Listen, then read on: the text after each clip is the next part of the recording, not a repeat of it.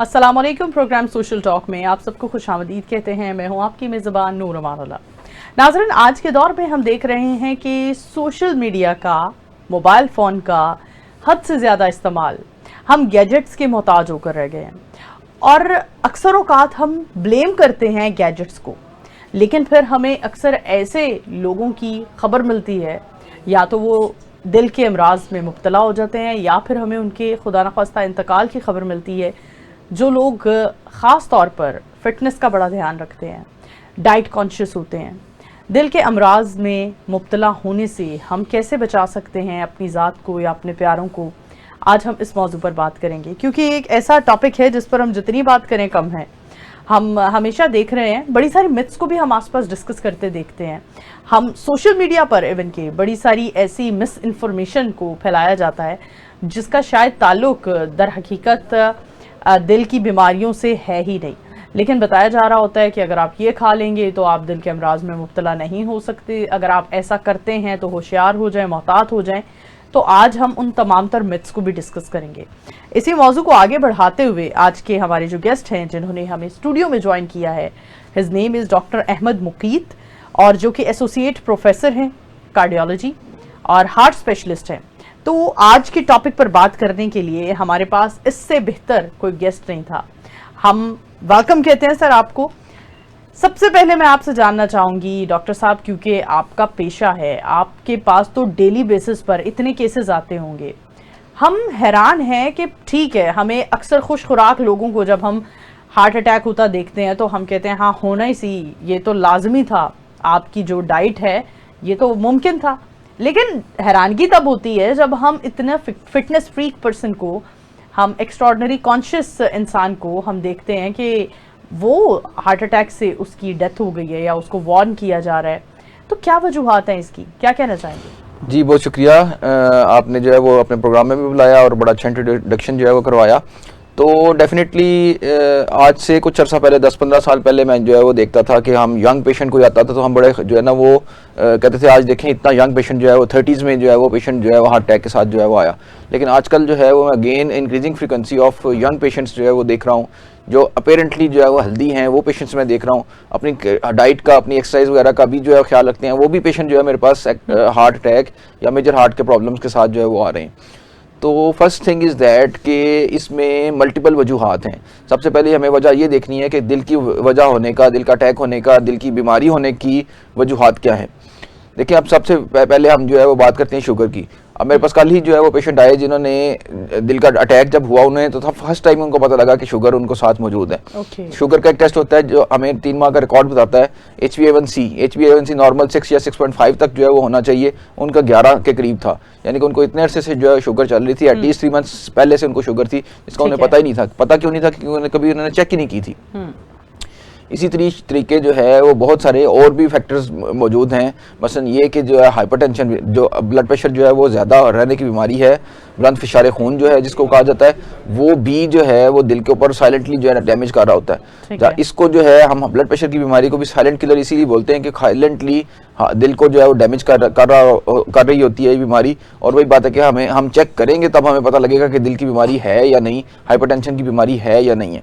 तो बहुत सारे पेशेंट जिनको हम जो है अपेरेंटली हेल्दी समझते हैं, कई दफ़ा जो है ये डिजीज़ ऐसी कैरी कर रहे होते हैं जिसकी वजह से जो दिल की बीमारियों का बायस बन रहे होते हैं, और उनको हम जो है एक्चुअली कई दफ़ा खुद चेक ही नहीं किया होता। तो चीज़ ये है कि सिर्फ हेल्दी और हेल्दी होके अपने आप को सिर्फ ये समझना कि भाई मैं हेल्दी हूँ, मेरी डाइट भी जो है वो हेल्दी है, और विदाउट जो है अंडर सुपरविजन ऑफ डॉक्टर जो है वो ये किया जाए। और जो है वही बात है कि किसी जो है दूसरे जो ट्रेनर्स वगैरह हैं उनसे पूछ के जो है वो हम कई दफ़ा मेडिकेशंस या कई दफ़ा जो है ऐसी डाइट्स जो है साथ यूज़ कर रहे होते हैं जो हमें दिल का आगे जो है चल के प्रॉब्लम करती हैं। ठीक है। तो ये चीज़ें मल्टीपल फैक्टर्स हैं, सिर्फ एक फैक्टर नहीं है। ठीक है। अच्छा, हम ये भी जानना चाहेंगे कि हम बड़ी सारी मिथ सुनते हुए देख रहे हैं। एक वक्त था जब हम उम्र रसीदा हजरात को हार्ट अटैक से में मुब्तला होते देखते थे या हार्ट अटैक की बीमारी का सामना करते देखते थे, लेकिन अब एक वक्त आ गया है जब हम बड़े यंग लोगों को, मतलब 40-45 साल कोई उम्र नहीं कंसीडर की जाती, फिर हम देखते हैं कि हमारी टीन एजर्स में हम हार्ट अटैक बहुत ज़्यादा पाया जा रहा है। 20 साल, 18 साल, 21 साल। तो क्या वजूहात है? और बहुत सारे लोग इसका जिम्मेदार कोविड-19 की वैक्सीन को भी देते हैं, इसमें कितनी सदाकत है? जी अच्छा, देखिए इसमें एक चीज़ ये कि जो आजकल की यंग जनरेशन है उसमें मैं ज़्यादा से ज़्यादा फ्रिक्वेंसी देख रहा हूँ स्मोकिंग की। चाहे वो स्मोकिंग जो है वो सिंपल वाला सिगरेट हो, चाहे दो ओल्ड डेज में जो है लोग हुक्का वगैरह जो है वो पीते थे, या आजकल जो है वो हमारे पास नए ई सिगरेट्स वगैरह जो है वो या वेपिंग जो है वो आ चुकी है, जो मैं देख रहा हूँ कि यंग जनरेशन में बहुत ज़्यादा पॉपुलर हो रही है। तो यंग जनरेशन में कई दफ़ा वही बात है कि मैंने कहा कि शुगर ब्लड प्रेशर की बात की, तो हो सकता है शुगर ब्लड प्रेशर ना हो, लेकिन शायद उनका एक रिस्क फैक्टर ये हो जो हमारा है स्मोकिंग, कि स्मोकिंग या चाहे वो ई सिगरेट का चाहे वेपिंग का टोबैको यूज़ जो है वो हमारा टोबैको इटसेल्फ जो है वो दिल की बीमारी के साथ जो है एसोसिएटेड है, उसमें कोई डाउट ही नहीं, किसी को कोई शक नहीं, सारे जो है वो यही बात करते हैं कि बिल्कुल जो है वो टोबैको एसोसिएटेड है इसके साथ। लेकिन अगेन वही बात कि एक आदत है, एक गलत आदत है जिसको जो है वो अपनाया गया है, जो अपना रही हैं, और फिर वही बात है कि हमारे पास इस तरह यंग पेशेंट्स जो है वो दिल की अटैक, मेजर अटैक के साथ जो है वो आते हैं। दूसरी, जहाँ तक आपने कोविड वैक्सीन की बात की, कोविड जो है उसके साथ हमने जो है वो ये देखा कि कोविड ईरा जब 2020 में 21 में जो है कोविड अपने पीक के ऊपर था, तो हम दिल की नालियों के अंदर ज्यादा से ज्यादा क्लॉट बनते हुए जो है वो देख रहे होते थे। ये क्लॉट जो है वो बनता था कोविड की वजह से, जो है एक्चुअली बनता था। कोविड वैक्सीन के साथ जो है वही बात है कि उस तरीके कोई एसोसिएटेड नहीं है कि हम ये कहें कि कोविड वैक्सीन की वजह से जो है वो हार्ट अटैक जो है वो हो रहा हो। हाँ, उसमें कुछ जो है वो केसेस जो है ऐसे सामने आए कि जिसमें हार्ट की वीकनेस जो है वो एसोसिएटेड थी, कोविड वैक्सीन के साथ लोगों ने एसोसिएट की, लेकिन वही बात है कि that era is almost gone up now. तो थिंग इज दैट कि वही बात है कि चीज़ों को जो है वो हमें पॉजिटिवली लेके और under supervision of qualified persons या क्वालिफाइड डॉक्टर्स की निगरानी में जो है वो हमें अपनी सारी चीज़ों को देखना चाहिए। अच्छा, हम हेल्थ वाइज हम अगर देखें, एक्सरसाइज और जिम वगैरह कहते हैं कि 30 के बाद वैसे ही आपको अपनी ज़िंदगी का मामूल बना लेना चाहिए। कोई भी एक्सरसाइज आपने लाजमी रखनी है, चाहे वो जिम हो, चाहे वो वेट लिफ्टिंग हो, चाहे वो कार्डियो हो। आप क्या कहते हैं, हम इन चीज़ों से किस हद तक या कितने फीसद हम बच सकते हैं दिल के अमराज से? जी बिल्कुल, बड़ी अच्छी आपने बात की कि एक्सरसाइज जो है मैं ये कहूँगा कि हर बंदे के लिए मैंडेटरी है। ऐसे नहीं है कि मैं ये कहूँ कि सिर्फ मेल्स को जो है जिम करना है या एक्सरसाइज करनी है, फीमेल्स को, यंग जनरेशन को, बच्चों को, सबको जो है एक्सरसाइज करने की ज़रूरत है। जो अमेरिकन हार्ट एसोसिएशन है, हमारी सबसे बड़ी प्रेस्टिजियस ऑर्गेनाइजेशन है, वो ये रिकमेंड करती है कि at least 6 days a week 30 to 45 minutes का ब्रिस्क वॉक जो है वो ज़रूरी है। ऑलमोस्ट 150 मिनट्स पर वीक जो है ये रिकमेंडेड एक्सरसाइज जो हर बंदे को करनी चाहिए। इसमें प्रिवेंशन के इसमें जो है वो वही बात कि डिजीज़ से बचा जाए, वो दैट इज़ मोर इम्पॉर्टेंट, बजाय इसके कि एक दफ़ा खुदा न खास्ता किसी को दिल की बीमारी हो और वो तब उसके बाद जाके जो है एक्सरसाइज और वॉक स्टार्ट करे। प्रिवेंशन जो है वो मोर इम्पॉर्टेंट है। Prevention is the key.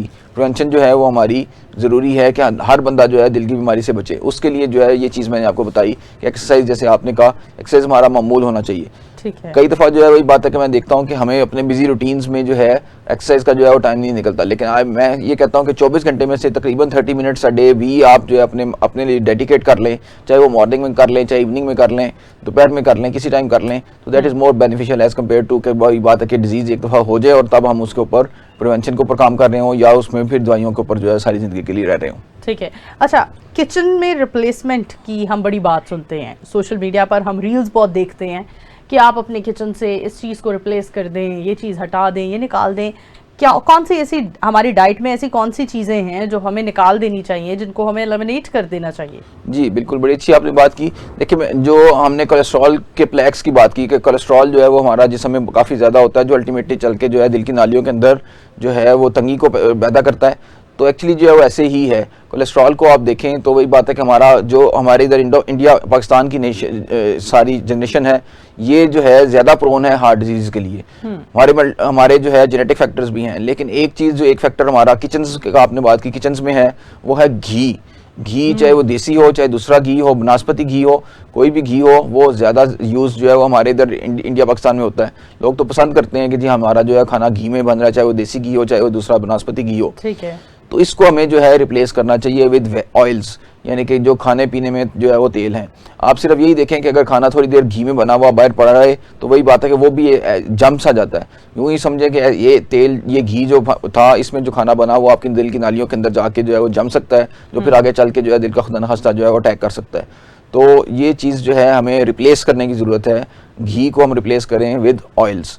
इसी तरीके से जो हमारी रेड मीट है, रेड मीट में जो है बड़ा गोश्त आ जाता है, छोटा गोश्त आ जाता है, उसको अपनी जो है वो डाइट में अपने किचन से जो है रिप्लेस करें विद जो है वो healthy food which are vegetable, सब्जियां जो सारी हैं सारी की सारी हेल्दी होंगी। इसी तरीके से फ्रूट्स फल जो हैं वो सारे के सारे जो है वो हेल्दी होंगे। तो जो है वो सिंपल ग़िज़ा खाएं बजाय इसके कि मुरक्कन ग़िज़ा खाएं। बहुत ज़्यादा घी वाली ये तली हुई चीज़ें, मसलन ये हमारे जो नाश्ते हैं वही आप देख लें तो वही बात है कि फुल ऑफ कोलेस्ट्रॉल, तो ये चीज़ों को रिप्लेस करने की ज़रूरत है। और हम हमेशा ये भी बात करते हैं कि बाहर के खाने, जंक फूड का रुझान बहुत ज़्यादा बढ़ चुका है और हमारे जो बच्चों में हार्ट अटैक की डिजीज़ हमें एक बढ़ती नज़र आ रही है। वो वजह ये भी है कि लेट नाइट मंचिंग जो एक मामूल बन चुका है, रात के 12 से ऑनवर्ड आपके हर घर में ये मामूल है कि आपके घर पिज़्ज़ा ऑर्डर हो रहा है, आप लोडेड फ्राइज़ ऑर्डर कर रहे हैं, आप मतलब इन चीज़ों को हम कितना बायकॉट करें तो हमारी जो एक नस्ल है, जो जवान नस्ल हम कहते हैं जिसको, जवान नस्ल इस कार्डियक अरेस्ट से या हार्ट अटैक से बच सकती है। जी बिल्कुल, ये डेफिनेटली ये चीज़ें जो हैं वो हैं। फास्ट फूड को जो है वो देखें, फास्ट फूड को एक्चुअली मैं जो है वो उसको फैट फूड कहता हूँ। एस बीच में किसी ने जो है ना इजाफी लगाया हुआ है, जिस जो फास्ट की बजाय actually that is a fat food. आप ये देखें कि उसमें जो है कंपोनेंट्स क्या क्या शामिल है। मायोनीज हो गई, they are full of cholesterol. Cheese हो गई, cheese is full of cholesterol. Cheese कहाँ से एक्सट्रैक्ट होती है हम देखते हैं कि जो है वो बड़े गोश्त से उसके अल्टीमेटली प्रोसेसिंग करके उसको जो है वो बनाया जाता है। इसी तरीके से बाकी जंक फूड्स की आपने बात की तो उसमें जो है वो देखें साल्ट कंटेंट काफ़ी ज़्यादा है। मसलन ये हम जो है वो बड़े मेयोनीज वगैरह हम जो देख रहे हैं, मेयोनीज देख रहे हैं, ठीक है, चिप्स जो है वो देख रहे हैं। हाँ। एक चीज़ उसमें कंपोनेंट जो है वो साल्ट इंटेक जो है, साल्ट एडिड जो है वो किया जाता है, वो काफ़ी ज़्यादा डेंजरस है। उसके अलावा जो है आप देखें तो शुगरी कंटेंट जो है वो बहुत ज़्यादा है कि मसलन वही बात कि हम जो है बर्गर्स जो है वो खाएंगे, बर्गर्स पिज़्ज़ास खाएंगे तो उसके साथ जो है हमने फिजी ड्रिंक्स जो हैं जिसमें कार्बोनेटेड ड्रिंक्स जो हैं किसी का नाम जो है मैं नहीं ले रहा कि कौन सा ड्रिंक जो है वो है, लेकिन सबको जो है वो पता है कि कौन कौन से ड्रिंक्स हैं जो हम जो है ज़्यादा यूज़ करते हैं। They are full of cholesterol, they are full of sugar added जो है वो भी हमारी बॉडी में इन्फ्लेमेशन जो है वो करती है और बॉडी को जो है डैमेज करती है और अल्टीमेटली शुगर क्या बायस बनती है, डायबिटीज़ की बीमारी जो होती है उसका बायस बनती है। ठीक है। अच्छा, शुगर हम हर बीमारी का लेवल देखते हैं, स्टेज 1, स्टेज 2, स्टेज 3। क्या कहते हैं, ब्लड प्रेशर और शुगर को आपने ख़ास तौर पर हाईलाइट किया कि यही दो बीमारियां हैं जो काफ़ी हद तक वजह बनती हैं हार्ट अटैक की।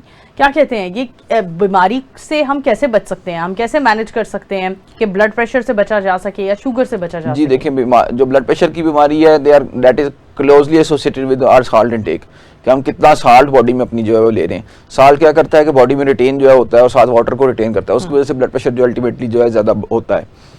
सॉल्ट एडिड जो साल्ट है, मसलन हमने बात की कभी किचन में, तो एडिड साल्ट को भी रिप्लेस करने की जरूरत है कि हम ये देखें कि अगर कोई एग्स ले रहे हैं, अंडे वगैरह ले रहे हैं, तो अंडे एक्चुअली अदरवाइज जो है वो हमारे ठीक होंगे हार्ट हेल्थ के लिए, लेकिन अगर उसके ऊपर ही नमक हम डाल के खा रहे हो तो वो वही बात है कि हमारा साल्ट इंटेक ज़्यादा होगा और वो फिर अल्टीमेटली जो है ब्लड प्रेशर को ज़्यादा करेगा। इसी तरीके से जो हमारा फ्रूट्स हैं, मसलन ये कि जी आजकल अमरूद खा रहे हैं तो उसके ऊपर एडिशनल स्प्रिंकल करके जो है साल्ट हम ले रहे हैं, वो जो है वो ना यूज़ किए जाएँ।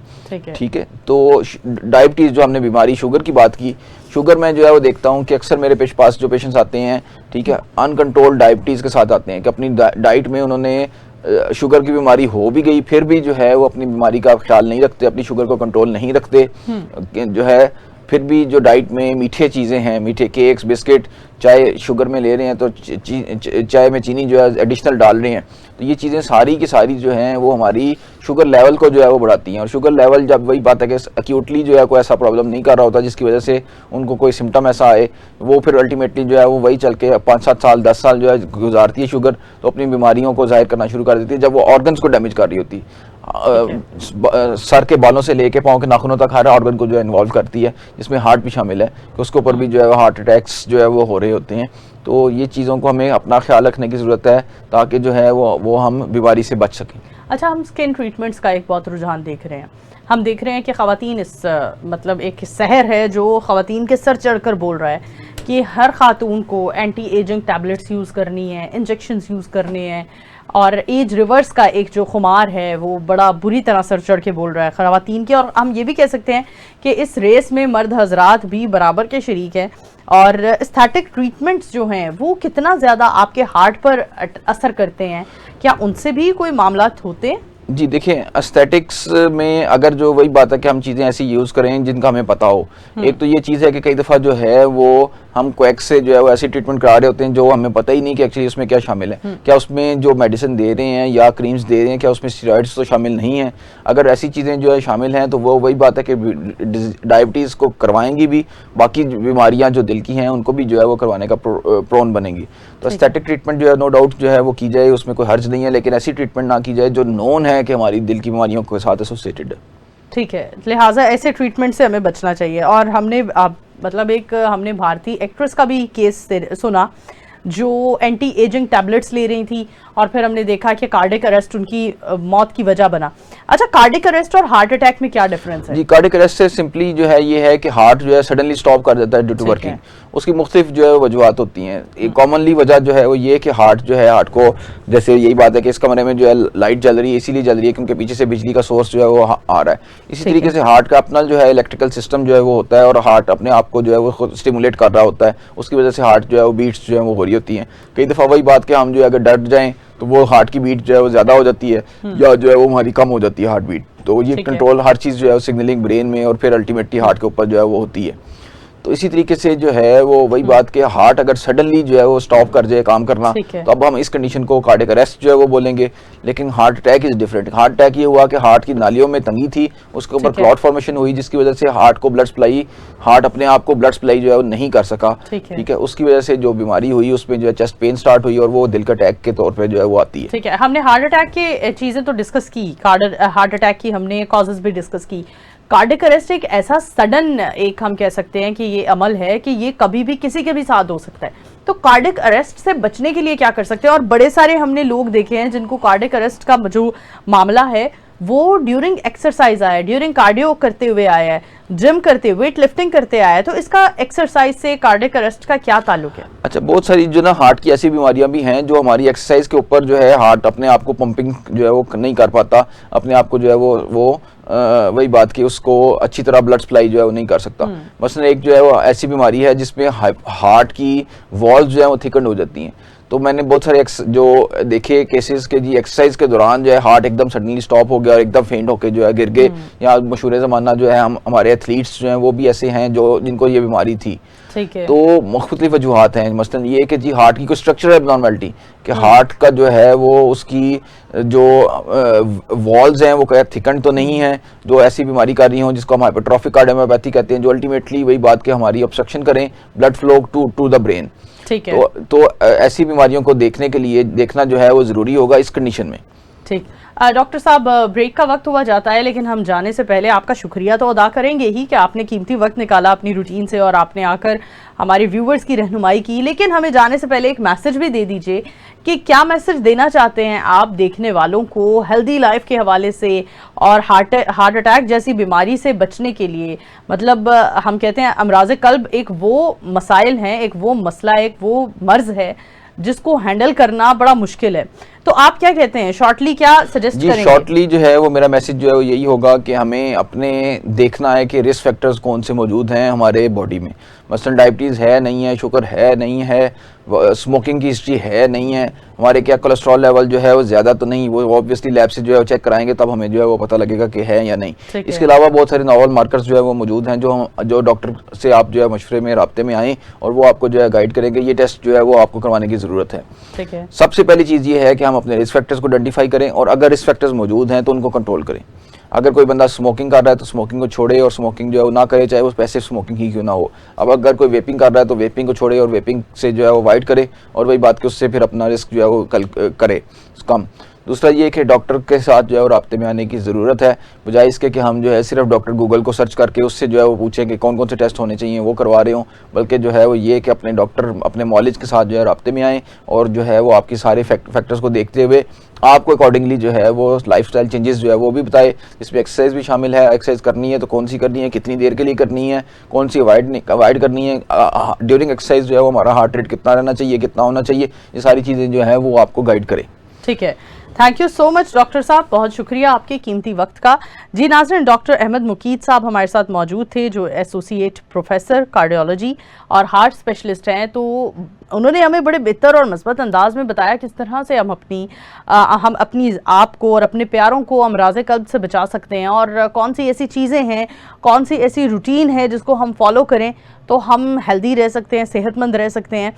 और सबसे बेहतर बात जो हमें छोड़ने की ज़रूरत है, जो आदत जो दिन ब दिन हम देख रहे हैं कि हमारी न्यू जनरेशन में स्मोकिंग की तो कोई ख़ास इतना रुझान है नहीं स्मोकिंग की तरफ, लेकिन वेपिंग एक ऐसा मसला बन चुका है जो हमें हमारे हर स्कूल जाने वाले बच्चे के हाथ में भी, इवन कि जब हम वेप देखते हैं तो हम हैरान रह जाते हैं कि स्कूल जा रहे हो, वेप की क्या ज़रूरत।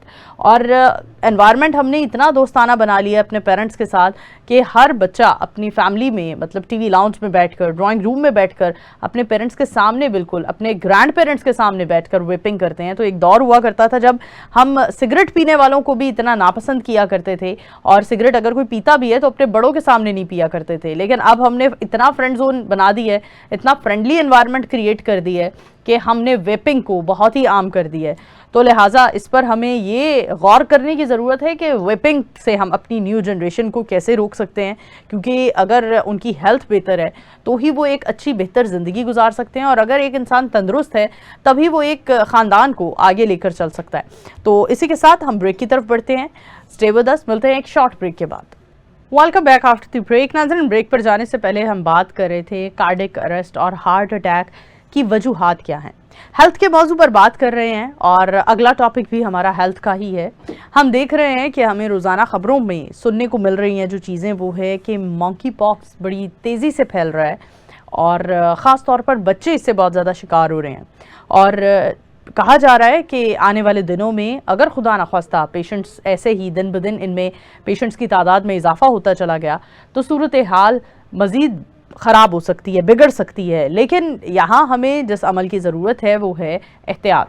और एहतियात क्या हो सकती है? मंकी पॉक्स एक ऐसा इन्फेक्शन है, एक ऐसी बीमारी है जो आज से पहले हमने कभी नहीं सुना था।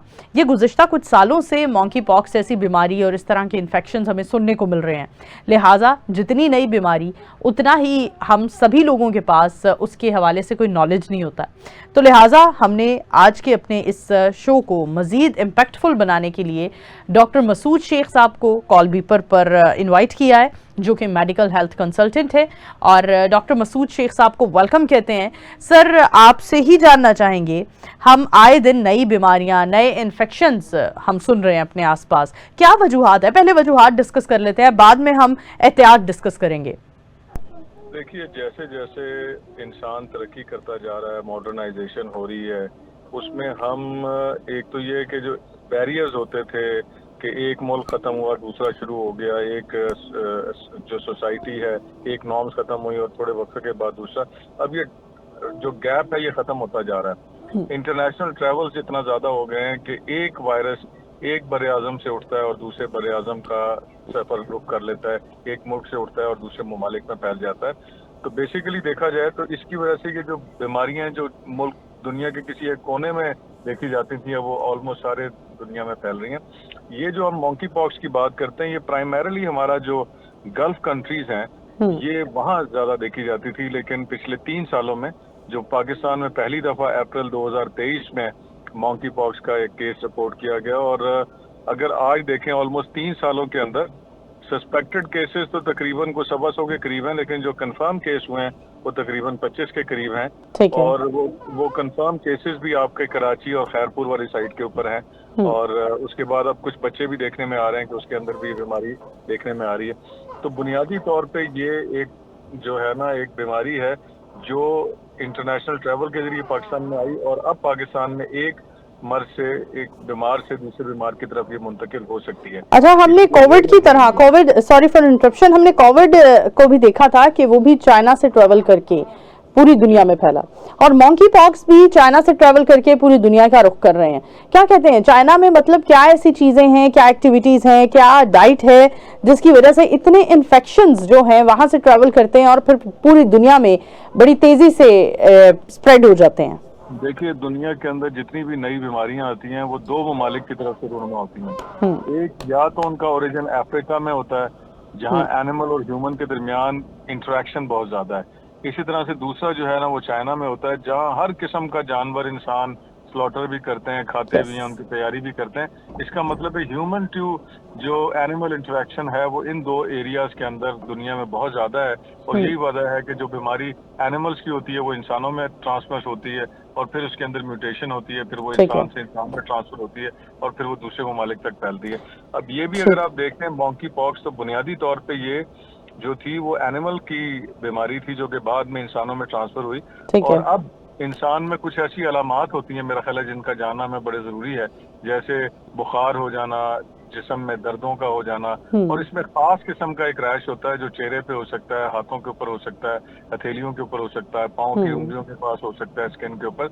और ये एक बहुत ही टिपिकल किस्म का रैश होता है जिसमें बाद में आके जाके पानी और पी पड़ के और फिर स्कैब इसके अंदर आ जाता है। और ट्रांसमिशन का तरीका ये है कि या तो आप इस रैश के साथ आपका अगर इंटरेक्शन हो रहा है, या फिर वो शख्स जो खांस रहा है या छींक रहा है या बहुत जोर से अगर आप बात कर रहे हैं, तो वो उस बातों की वजह से ड्रॉपलेट इन्फेक्शन के जरिए जा रहा है। और इसमें एक और तरीका भी होता है कि अगर आप वो मरीज जिस बेड के ऊपर बैठ रहा है, जो फोमाइट्स जिसको हम कहते हैं, कि अगर वो तकिया और दूसरी टॉवल्स वगैरह इस्तेमाल कर रहा है, उसके ऊपर भी ये जरासीम रह जाते हैं। और फिर अगर वो दूसरा शख्स एक नॉर्मल इस्तेमाल करता है तो उसके साथ भी ये जो है ना ट्रांसफर हो सकता है। और यहाँ तक कि जो आपके जो अज़दवाजी ताल्लुकात हैं उसके साथ भी इसमें ट्रांसमिशन के चांसेस है। और फिर इंसान से इंसान और इसके साथ एनिमल से ह्यूमन के अंदर ट्रांसमिशन जो है ना वो भी इसमें हो सकती है। और यहाँ तक मैं आपसे जिक्र करूंगा कि अगर किसी खातून में ये प्रेगनेंसी से पहले अगर ये बीमारी हो गई है, तो ये भी मुमकिन है कि होने वाले बच्चे को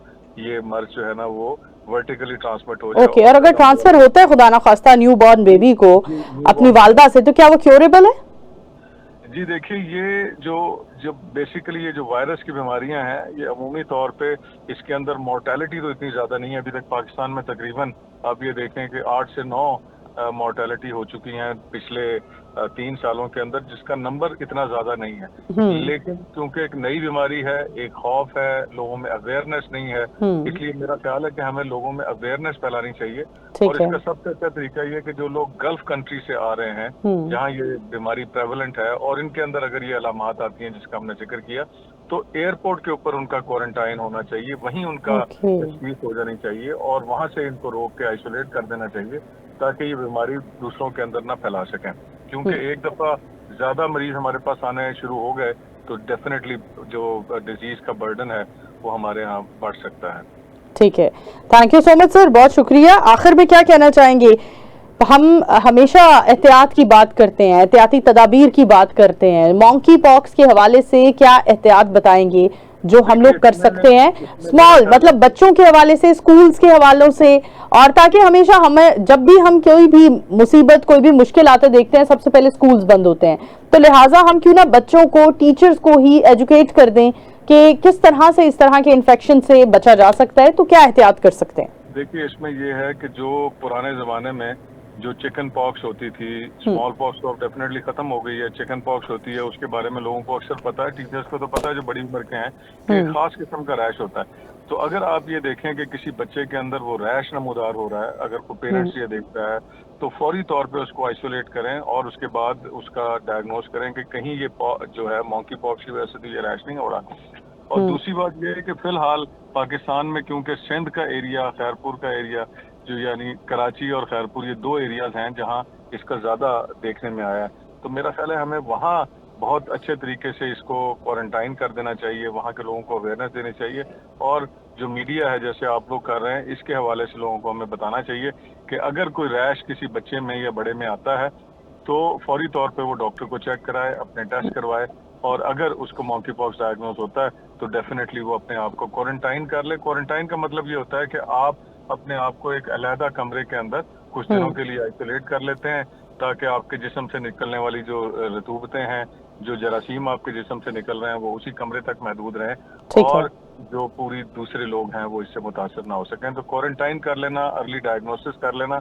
और खास तौर पे मैं ये आपसे बताऊं कि जो हमने कोविड में सीखा ना, कि आप हाइजीन पे प्रॉपर अपना ख्याल करें, हाथ को साफ करें, और जो हमारे यहाँ एक कल्चर है ना, आते जाते गले मिलना, आते जाते हाथ मिलाना, मेरा ख्याल है ये जरूरी नहीं होता, और ये कोई एशियन कल्चर ये जरूर है कि आप हर दूसरे मिनट के अंदर एक दूसरे से गले मिलना शुरू हो जाते हैं, खुशी हो या ना हो तब भी। तो हमें थोड़ा सा सोशल डिस्टेंसिंग जो हमने कोविड में सीखी थी और जो हमने पर्सनल हाइजीन कोविड में सीखी थी कि हाथों को साफ रखें, बिस्तर को साफ रखें, एक दूसरे से मुनासिब फासला रखें और बहुत ज्यादा आप अपने जो यूटेंसिल्स हैं, खास तौर पे जो तौलिए हैं, दूसरे आपके बेड शीटें हैं, तकिए हैं, इनको आप शेयर ना करें और पर्सनल हाइजीन का ख्याल रखें। और खास तौर पे ये जो अब हम डिस्टेंस एक दूसरे से करते हैं ना, तो जो हमारे यहाँ नहीं होता कान में जाके बात करना, बहुत करीब जाके बात करना, बहुत ऊंची आवाज में बात करना, तो इससे जो ड्रॉपलेट जाते हैं वो ना सिर्फ ये मंकी पॉक्स को भी ट्रांसमिट कर सकते हैं बल्कि जो अदर वायरल बीमारियां हैं,